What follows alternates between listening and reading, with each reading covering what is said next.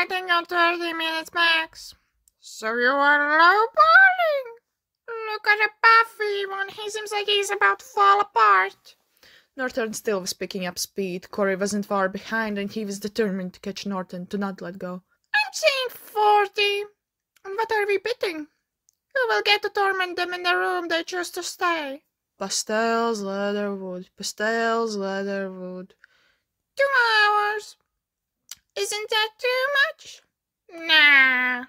They were all wrong. They ran for 8 hours straight and would have continued running if Norton hadn't slipped on mold. They didn't open any doors, and Corey, being Corey, just went to sleep. Norton didn't bother either, and why would he? He couldn't remember the last time he exercised that much. When they woke up, their legs were so tired from running they didn't even plan on getting up. Instead, they decided that the best plan of action was to roll through the halls to the first door they saw. Door didn't want to open. Norton tried to pull it with all the strength he had left in him. "Can you please open the door?" "Sure." Corey tried to pull the door open, but as much as he tried and as much as he pulled, he couldn't. Finally, he gave up, opened his bag, and pulled out a hammer. "Why do you have a hammer with you?" "You never know what will you need on an adventure like this." House didn't feel like being torn apart, and the threat of Corey's mind was big enough for a door to magically open when the hammer only started hitting the door frame. When the door opened, they saw the library, endless bookshelves and desks with a stool between each of them. Those were the first things they both noticed. Slowly, on all fours, moving inside the library, they laid on the floor and looked at the ceiling. Dolls started merging out of it, and those trapped souls screamed louder than they could ignore. Do you think they can hear us? From the last time, I'm pretty sure they can. What do we do with them? Nothing. Do we just let them be here? Of course not. Do you remember what I did with the kitchen? Remember how they thought it would be fun to take all the plates and use them as frisbees? Do you remember that? Do you really think I would forget that? All our beautiful silver white plates just destroyed in mere minutes. Corey turned his head to bookshelves. Norton. Norton squished his eyes closed and stopped breathing. Norton. Corey screamed louder. Norton! What? What do you need? Do you think that there are some picture books? Most likely no, but why do you need picture books? For collage. You haven't given up on it yet. Of course not. That is my biggest and longest project I have worked on. Dell shivered from those words. All the beautiful creations that had accumulated in this library over the years soon will be torn up if they won't do anything.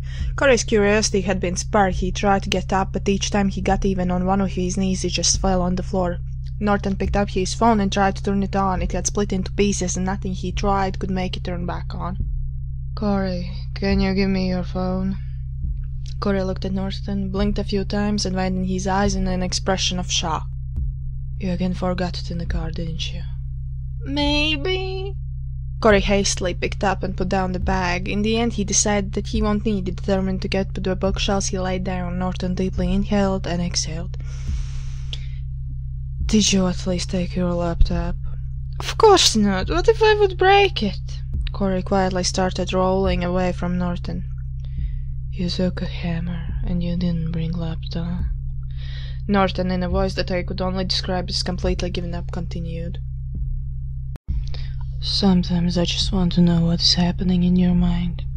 Mold was dropping from the ceiling like snowflakes in a beautiful spring day. Norton's eyes were slowly closing. "Finally, peace," Norton whispered.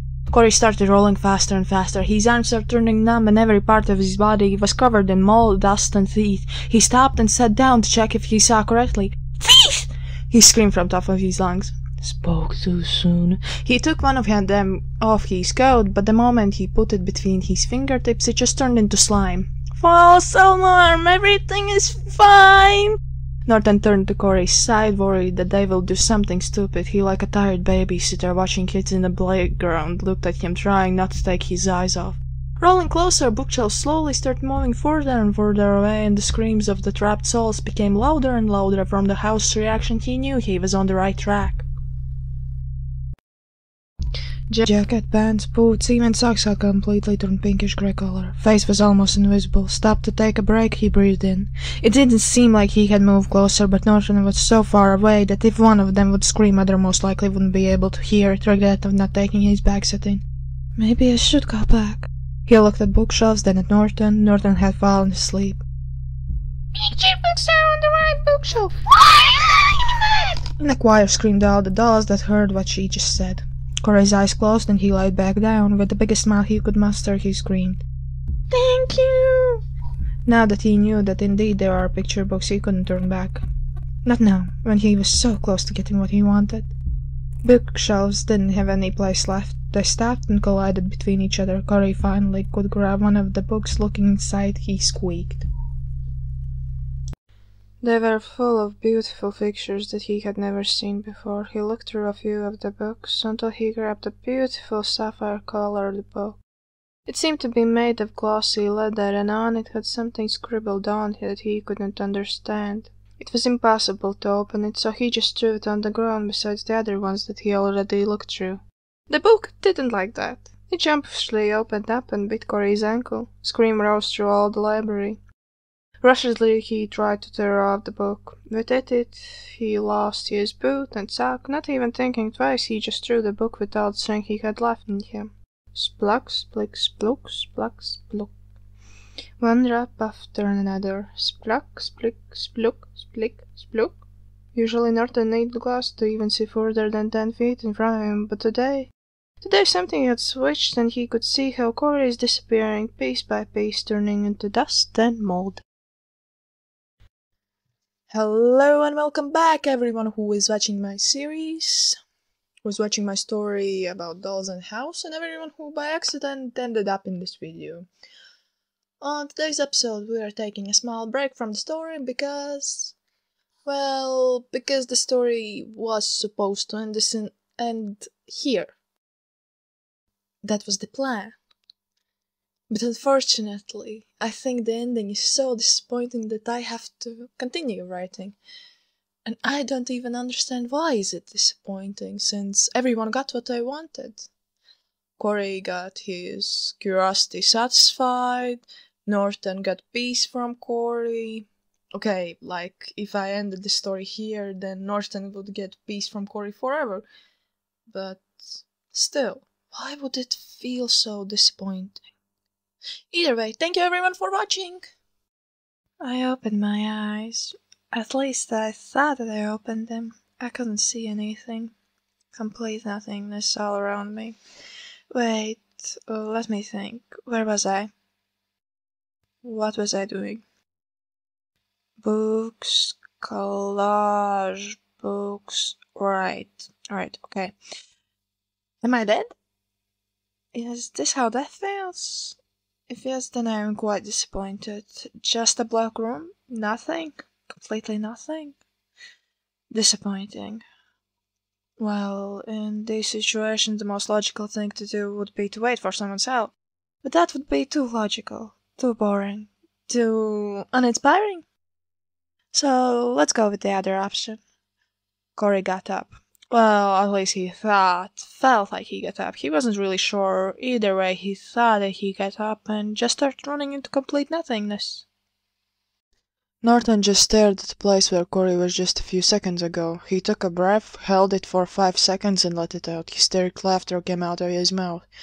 Is he alright? Rolling on the floor, grabbing his own chest, he stopped. His head turned to the back wall, where on the ceiling was still stuck a few of the dolls. Not taking away his stare, he turned the whole body towards the dolls and crossed his legs. "We all know that he's still in the house," he calmly said, looking at the dolls. "How would you know that?" "I saw 0, none music devices in the whole goddamn house, but everywhere we go is the damn screaming coming from all the walls." "So what? Maybe those are our screams." No. It can't be. You all have the same thing, annoying screeching voice that seems to never shut up when needed. Those foreheads wrinkled. Norton continued. "So we all know Corey. He will get out of this situation without even trying.